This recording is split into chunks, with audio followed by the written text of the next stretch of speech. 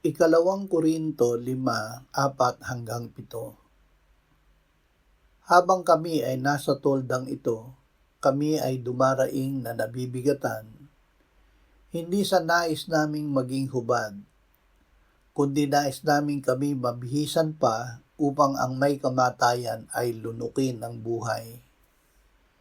Ngayon, ang naghanda sa amin para sa bagay na ito ay Diyos, na nagbigay sa amin ng Espiritu bilang paunang bayad. Kaya't kami laging nagtitiwala, bagaman nalalaman namin na samantalang kami ay nasa tahanan sa katawan, kami ay malayo sa Panginoon, sapagkat kami ay lumalakad sa pamamagitan ng pananampalataya, hindi sa pamamagitan ng paningin. Ang pananampalataya ay nakasalalay sa salita, hindi sa pakiramdam.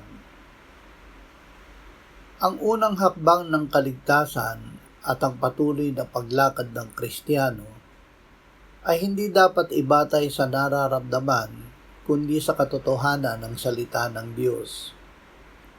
Sapagkat sa pamamagitan ng pananampalataya tayo ay lumalakad, hindi sa pamamagitan ng paningin.